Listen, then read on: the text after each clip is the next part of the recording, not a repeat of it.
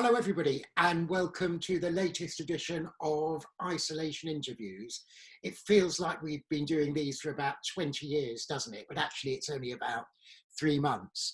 Now, my next guest is one of the UK's favourite actors. She burst onto her seat. She won't thank me for saying it, but she burst onto her screens 20 years ago as one of the infamous Slater sisters in Albert Square, and winning a number of awards, including a National Television Award.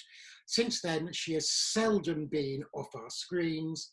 She is, of course, the living legend that is Kacey Ainsworth. Well, what an introduction. I don't think I can top it. Let's leave it there. Okay, ladies and gentlemen, thanks for tuning in. Thanks so much. Bye. So, Kacey, how's lockdown been for you? Well, I think it's been the same for me. It's been the same for everybody else. It's been, the corona coaster of lockdown. One day's good. The next day, you kind of wonder when it's all going to end. There's such a horrible level of anxiety that's, undergrowing everything. And then also you think to yourself, well, I'm not on the front line. All I need to do is stay at home and wash my hands and read books and watch wonderful movies. And so I've tried to do a bit of that along with a bit of terrible DIY. But yes, I've got my children at home, so I've been homeschooling as well, which has been interesting. But other than that, I think, we're all surviving. I think that's the best way to put it. Fantastic. Now, I mentioned EastEnders in my introduction. Yes. And yes, what's notable about, I think, your appearance in EastEnders is the very, very hard-hitting domestic violence storyline, which I have to say was so well written because it managed to be horrific while remaining pre-Watershed. And yes. there's a skill in writing that, never mind acting it, I'm sure, to get, because the subject is very post-Watershed. And domestic violence, and actually you kind of echoed a violence against women storyline, didn't you, in Grantchester? Yes. Kathy Keating got sort of touched up and a sort of attempted rape actually at her workplace. Yes, that's right. Yeah. So domestic violence is something that sadly is being highlighted during lockdown. And funnily enough, I spoke the other day to somebody from the Women's Equality Party about the rise in it. Refuge have been doing a lot of work on it. Especially with EastEnders, when you're working on a storyline like that, which is clearly very hard hitting, but I know the filming schedule is just, is massive, and do you have time to consider what you're doing and research it, or do you just kind of go in, say the words, and hope that you've got it right? I think it's up to you personally what you decide to do, and I think every actor has their own method of working. I certainly chose the former. So I did a lot of research, obviously spoke to lots of people at Refuge, Erin Pizzey in particular, and other, women's aid organisations. Both Alex and I did the same. The interesting thing about, I think, when you talk about domestic violence is that also it has a ripple effect for other people who maybe not be in that situation, but are in some other form of feeling oppressed or feeling like they can't express themselves. So I got a lot of posts and letters from children who were being bullied at school, who felt like Little Mo, and lots of kind of associated things like that. So we did feel like it was a big storyline. We've also felt the responsibility of it to get it right, because up until that point, the discussion had been, when people are in that situation, well, why don't you just leave? And I think it's been covered a lot in other programs, but with our program, we wanted to show coercive control that her partner had over her, and in fact, the storyline was used to change the law in this country. I had the pleasure of going to Number 11 and talking to people about what I'd experienced from having spoken to lots of other people about it. And it's through every strata of society. And So we knew it was very important, and we definitely didn't just go in and say the words. You couldn't do it with that storyline. You had to understand where they were coming from because it was so intricate. I was very lucky though, because Alex Ferns, who played Trevor, we both trained, so we're both trained actors, and so we had a kind of a method by which we could work with one another, and we did do lots of research. He would come to my house, I would go to his, and we would sit there, read the script through, have a think about it, and then we, especially the two-handers, and then we would kind of cut it up into beats. But I didn't do that with everybody, and I didn't do that with everybody on the EastEnders set. Sometimes it was a case that it was just the complicity of you as characters. You were able to do that. Certainly amongst my screen family, my Slater sisters and the Slater family, we'd done 3 months of improvisation before we were cast. And so we'd got quite a body of work and knowing how each other worked. So we didn't need to do so much. We could just rock up and do the words. Yeah. Young people won't remember the days before Instagram and Love Island and widespread internet, when actually the biggest stars in the tabloids were soap actors.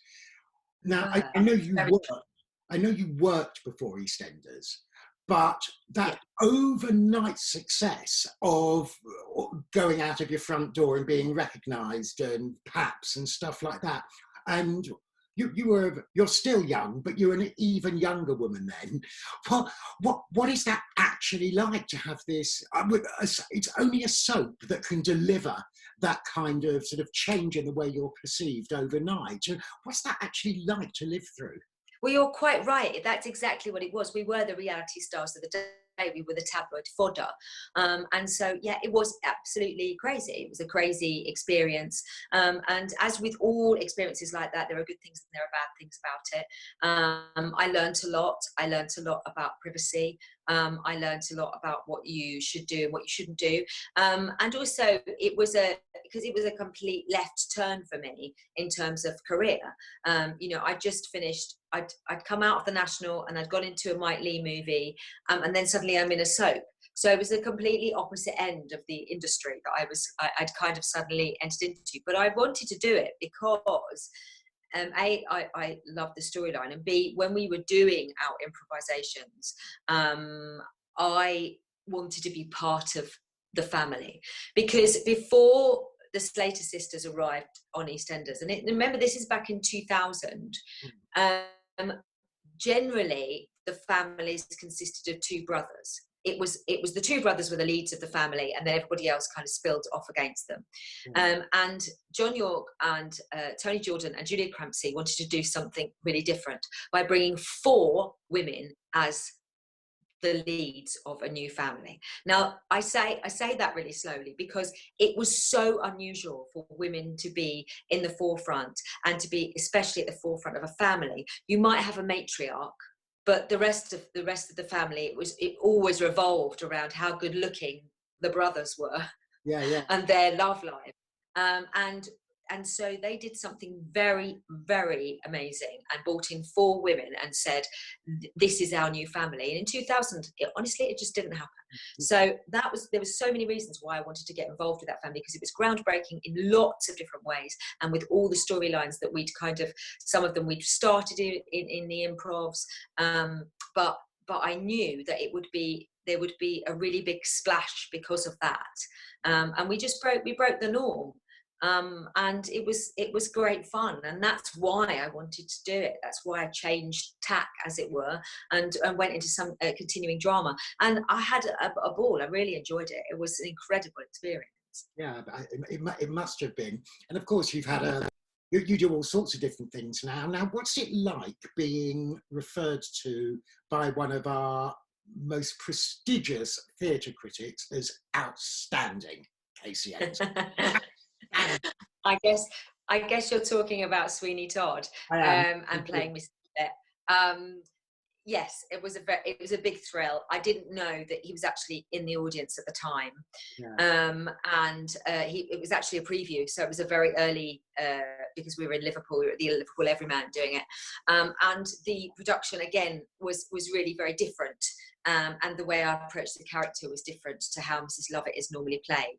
Yeah. And I think that whenever you do something like that, you will always get somebody who's obviously a critic. They've seen many versions of Sweeney Todd. Yeah, so if they see a fresh version and a new version, they're going to champion it because somebody has taken an amazing piece and a body of work, and with the blessing of the Sondheim Society, I have to say, and has reinvigorated it for a modern audience. And that's again, it's a groundbreaking thing to do. And Mrs. Lovett, to play her, she's one of the biggest characters in musical theatre.